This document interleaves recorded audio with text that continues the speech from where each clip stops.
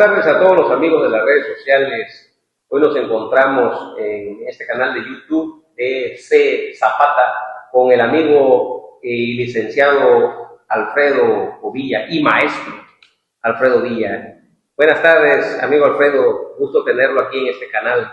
Buenas tardes, David, buenas tardes, amigos. Coméntame, ¿qué podemos platicar este día, esta tarde?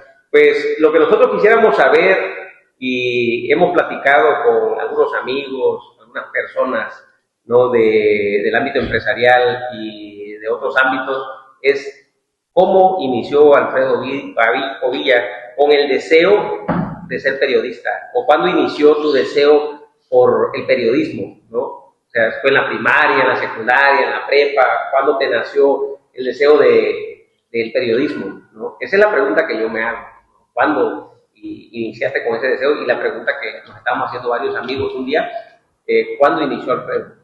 Bueno, quizás es parte de lo que acabas de decir. Cuando estábamos en la primaria, recuerdas que había unas cámaras fotográficas que eran Kodak que se doblaban, y ya hacíamos los pequeños pininos de fotografía. Me gustaba ya la fotografía sin tener en la familia ningún periodista ni ningún nexo del periodismo, ¿no? Entonces, en la secundaria llegaba y tomaba fotos. Tengo fotos, muchísimas fotos de la secundaria, de la prepa, igual que la música. Y en el 86 que me fui a Tuxtla, para allá en 1990, por circunstancias de trabajos, caí ahí en una empresa donde era periodismo y empezamos a trabajar periodismo. Me gustó muchísimo. Ya donde más nace el periodismo fue allá en 1994 con el conflicto armado. Ahí tuve la oportunidad de estar con grandes periodistas, tanto de fotografía como de televisión, como de radio, como columnistas, no solamente de México, sino de todo el mundo. Yo anduve con los periodistas más importantes del mundo, ¿no? Entonces, esos fueron los grandes maestros, y aprendes muchísimo y te vuelves parte de eso, ¿no? Entonces, te gana también eso de ver tantas situaciones que estaban pasando en aquel entonces del Chiapas olvidado, allá en la zona norte de Chiapas. Y bueno, pues después llegamos ahí al Congreso del Estado, estuvimos en un área que se llama Comunicación Social de una fracción parlamentaria, estuvimos en Cuarto Poder, estuvimos colaborando en el Diario de Chiapas, y estuvimos el Correo. El primer trabajo de periódico que tuve fue el Nuevo Péndulo de Chiapas, de don Noé Farrera Gastón. Aprendí muchísimo de él, ese señor. Y entonces, en cada lugar que vas estando, vas aprendiendo, y cuando vienes de una etapa de arriba hacia abajo, le digo, y ya, fíjate que nos regresamos a Arriaga allá por 1999, a raíz de una situación familiar con mi madre, y me tuve que venir a Arriaga. Y estando en Arriaga, a los, te diré, 15 días, vino una compañera que estimo muchísimo del medio más importante, del medio de televisión nacional, y me pidió colaborar con la empresa en la zona de la costa. Y desde 1999 a la fecha seguimos colaborando con esta empresa, la más importante del país, en el noticiero. Y bueno, pues acabamos de estar hace poquito aquí en Oaxaca, ¿no?, con el descarrilamiento. Y es muy bonito porque das la otra parte de la noticia con el diario Vivir, donde hay riesgos, por cierto. México, sabrás que es el país, de los 3 países más importantes en el mundo, que tienen el riesgo de ser, que lo maten a un periodista, que haya censura, que lo encarcelen. Pues México ocupa los primeros 3 lugares en ese sentido, ¿no? Hay una situación que se está luchando ahora internamente por la libertad de expresión. La libertad no significa libertinaje, significa dar a conocer los hechos tal como son. Y eso es lo que le molesta, reales, ¿no? Eso es lo que le molesta exactamente, David. Eso es lo que le molesta a los gobiernos, a los políticos o a cualquier autoridad, ¿no? Entonces, que es la noticia tal cual es, así sin es, agregarle ni quitarle, o sea, así como es. Y eso, por supuesto, que molesta, ¿no? Anteriormente nos tocó, por ejemplo, anécdotas que nos pasó allá en la zona de conflicto, es que cuando nos encapsulaban las autoridades federales, nos quitaban los rollos, los quebraban con las armas, y nos entregaban las cámaras, pero ya sin material, ¿no? Y si ibas con un lado, eras zapatista, y si ibas con el ejército, eras orejas, se le llaman allá a las personas que son de gobierno, y si ibas neutral, pues te pegaba a un lado y te pegaba del otro lado. O sea, corres el riesgo, ¿no?, cuando cubres un conflicto de guerra, porque era un conflicto de guerra donde hubo muchísimos muertos que el gobierno federal y no dieron a conocer, de muchos hechos que se pasó, ¿no? Pero sí, muy bonita el ámbito del periodismo, ¿no? Pero a la par, no dejamos de estar en lugares importantes de trabajo. Tuve 5 trabajos ahí en Tuxtla, muy importantes, y eso también fue una formación, porque uno de los trabajos que tuvimos, David, fue con gente muy adulta, y esa gente adulta tiene de esa gente adulta que te transmite conocimiento, claro, yo te era, transmite sabiduría. pues era todavía un chamaco que acababa de salir de la nivelación de la bachillerato, y ya las personas con las que trabajaba ya eran abuelitos y gente muy madura. Entonces es una bastión que te inyectan, y ese conocimiento es la que te hace la diferencia para ir aprendiendo cosas y más cosas, ¿no? Entonces me dio la oportunidad de estar en muchos lugares y me ha abierto las puertas. Cuando estuve en el Congreso del Estado fue maravilloso entender, en la Cámara de Diputados Federal también fue maravilloso estar un tiempo ahí. Entonces, aprendes muchísimo para entender la política, y estar 3 veces sido director de comunicación social del municipio de Arriaga, ¿no? Entonces, hemos estado en los periódicos más importantes, en Canal 10 estuvimos colaborando también, en Chiapas hace unos años. Entonces, hemos caminado en eso, pero a la par también, fíjate que es como el gemelo, que el periodismo, para ejercerlo, tú tienes que saber tu responsabilidad, hasta dónde, hoy más hoy que te marca la ley de lo que es tener cuidado con la imagen, tener cuidado con lo que dices, hasta dónde llegan los límites. Y bueno, pues nos pusimos a estudiar, también era algo que queríamos hacer, y exactamente el derecho es exactamente hermanito gemelo de la cuestión de los medios de comunicación, del periodismo, ¿no? Entonces van agarraditos a la mano, y bueno, terminamos la carrera hace ya casi 14 años la licenciatura en Derecho, y hace unos años ya terminamos una maestría en juicios orales, es la nueva especialidad que hay ahora, y seguimos preparándonos, ¿no? Seguimos bajando información y estamos en eso. Pero también a la par de eso, que David, que fíjate algo bien importante, algo que tengo que agradecer a 2 personas, ¿no? Una es a mi madre y otra es a Dios, porque nos dio la oportunidad de hacer personas, de dar un servicio social, ¿no? Donde te llaman, por ejemplo, a altas horas de la noche, no solamente ahora, que estoy en Arriaga, también lo hicimos en Tuxtla. Cuando estuve en el Congreso llegaba gente que no los atendía en su propio partido, y gestionamos a otro partido, a otros amigos, y lográbamos que le dieran láminas, que le dieran apoyo, que le dieran comida, que consiguiéramos boletos. O sea, eso ya lo trae uno. Y ahora lo seguimos haciendo, ¿no? Hay gente que nos pide favor, y con mucho gusto a veces en la madrugada en tu casa nos mandan a llamar. No somos médicos y nos piden que vayamos a apoyar para la cuestión de salud.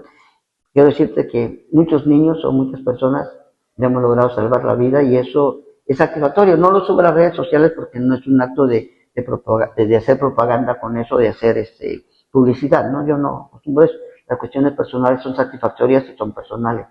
Y eso deja mucho más, que se siente esa parte emocional, personal, de ser pues un nombre que abonamos algo, poquito, pero lo abonamos, ¿no?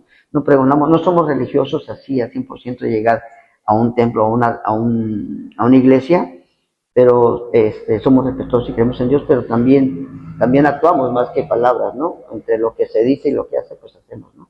No somos perfectos, tenemos errores como cualquiera, errores como cualquier ser humano, pero te puedo asegurar que somos una persona más de bien en muchos sentidos, ¿no? Y eso es la parte importante. Nos fuimos preparando, yo vengo de una familia muy humilde, y cuando yo estaba, fíjate, en la primaria, algo curioso, ¿no? Yo tenía vecinos al lado, donde mi madre tenía una refresquería ya por la salida de Arriaga hacia el hospital. Fueron de las únicas 2 refresquerías que habían por muchos años. Y entonces teníamos a unos vecinos que tenían una tortillería, tenía su casa grande de concreto, tenía su camioneta de radilita, de aquellas Chevrolet, y tenía los teléfonos aquellos que se marcaban, ¿no? Y cuando escuchaba que sonaban los teléfonos, y que cómo contestaban, y tenían la televisión, empezaban a llegar las televisiones a colores. Entonces dije, algún día voy a poder, quiero tener algo, ¿no? Y fíjate que yo me fui en el 86, te digo, terminé el bachillerato aquí en la ECA, y me fui a Tuxtla. Antes, saliendo como a la semana de terminar las clases, me fui a Tuxtla antes de mi graduación, y a las 15 días que con satisfacción tenía yo uno de los trabajos más contentos que me pude lograr, ¿no? Ya estaba trabajando a los 15 días.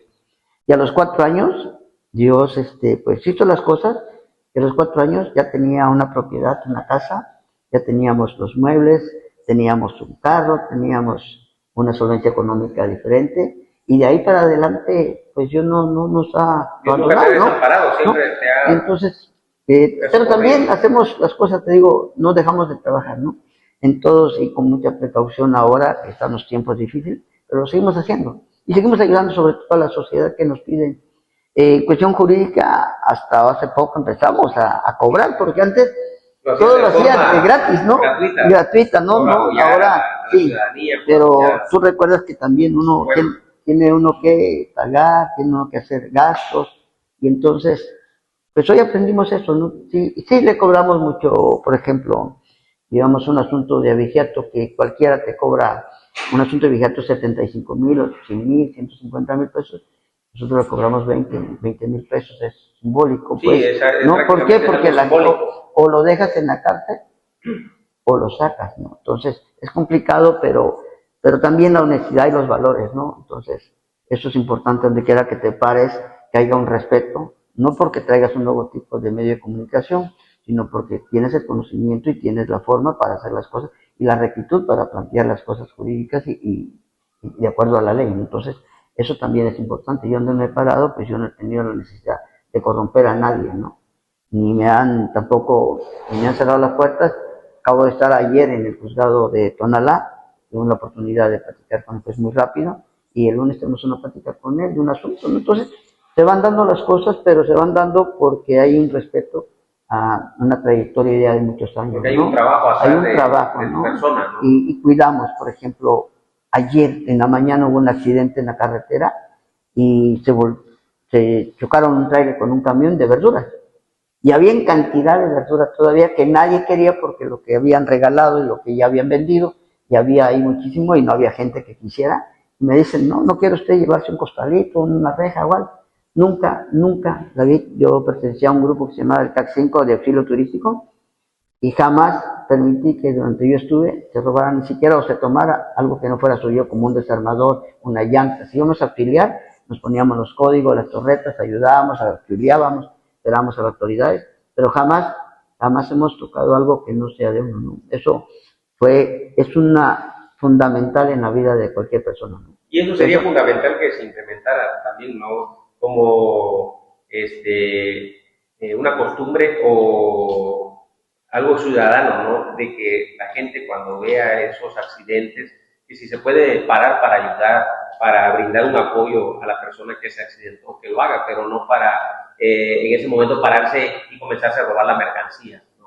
Yo creo que nos falta más esa cultura, ¿no? Pues son los valores, David, porque nos ha tocado ver muchos casos como ese tipo, donde los propios padres llevan a los hijos y de brazos a veces llegan, ¿no? Y eso es pues, lamentable, ¿no? Un compañero hace poco subía ahí, ya fueron por sus verduras, pues no podemos invitar a que vayan, pues porque no es de nosotros, pues. Tenemos que aprender eso de respetar, que aunque lo necesites, lo que no es nuestro, no es nuestro, y ayudar al próximo a hacer las cosas, ¿no? Pero te voy a repetir, en poco tiempo han pasado muchísima satisfacción. Estuvimos a punto de ser diputados. Estuvimos una vez en una mesa de política y habíamos 5 y habían 5 espacios. Pero llegó otra persona que traía un movimiento social muy fuerte de allá de San Cristóbal y se impuso y entonces también negoció esa parte y tuvimos la oportunidad de no estar, ¿no? Y bueno, pues en Tuxtla también, dentro de la política, que casi no soy muy afecto a la política, tuve la oportunidad de ser candidato a regidor allá en Tuxtla, ¿no? Estuvimos a punto de estar como plurinominal en la capital chiapaneca, allá. Entonces me invitaron y también cosas que pasan y aprendes. Cada lugar que llegues vas a aprender y vas a tener idea. Y cuando tienes un cúmulo de conocimientos, pues ya es más fácil que tengas esa vocación y esa idea de que no te pueden coaccionar, no te pueden impedir, no te pueden acondicionar, no andas atrás del político como lo común, tienes un lugar, tienes un espacio de respeto, las autoridades municipales, estatales, federales, pero son servidores públicos, lo entiende uno desde otra óptica, ¿no? Entonces, no es el que te tengas como ciudadano ¿será que me va a atender? ¿Será que puedo haber esto? ¿No? Como muchas veces. A veces hay que exigir, ¿no? Y con claridad, como pasa en el sector salud. A veces le decía a los amigos, no se molesten, pero tenemos que decir que no hay medicamento. Tenemos que decir que no hay ambulancia. Tenemos que decir que no hay anestesiólogo. Tenemos que decir que... Y ponernos a veces, David, fíjate bien importante, donde quiera que estemos, nos pongamos en la parte de la otra, de la gente que está. Porque si no nos ponemos esta camisa, entonces no entendemos el sufrimiento y lo que significa el otro lado. Hace poco, por ejemplo, una señora, su primer bebé, 9 meses, que llegue y que no tiene más que 200 pesos en la bolsa, y que te digan que no hayan, que tiene que ser vía cesárea, y que te tienen que llevar a un médico particular, pero te cuesta 35,000 o 30,000 pesos o 28,000 pesos una operación, y tienes 200 pesos. Sí, ¿Qué no vas a alcanza. hacer? Y entonces, y parece inhumano, y lo digo con responsabilidad, y parece inhumano la situación, y dice, pues hágale como quiera, ¿no? Pero se va a morir si no se mueve.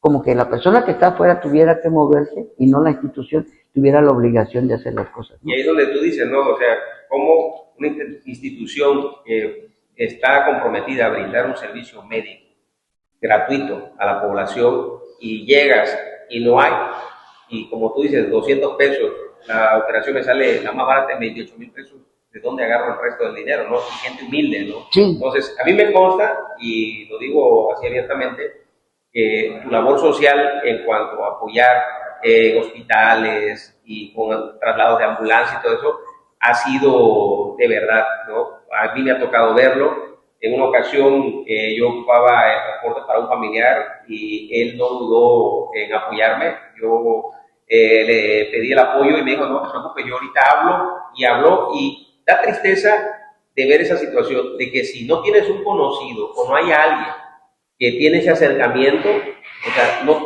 te brindan el apoyo para trasladar a una persona en la ambulancia, no te dan la ambulancia si no eres conocido, ¿no? Entonces, yo creo que el que tú seas conocido en los medios de comunicación y que te vean presente en las redes sociales, todo eso abona mucho, ¿no? Y la trayectoria del periodismo, de todo el trabajo que tú traes desde hace años, como tú dices, ¿no? Desde 1994, ¿no? Que yo creo que fue de tu auge más fuerte cuando el levantamiento armado del ZLN, ¿no? Que tú cubriste allá, arriesgaste tu vida, entonces desde ahí tomaste más fuerza, y todo eso yo creo que es un antecedente de toda tu trayectoria de trabajo, ¿no? Entonces, la verdad sí, yo he visto, he palpado ese apoyo hacia mi persona con ese familiar, y he visto que has ayudado a muchas otras personas, ¿no? Con traslado de ambulancia, con hablarle a algún director para que brinde la atención y el apoyo, y he visto que has tenido esa amistad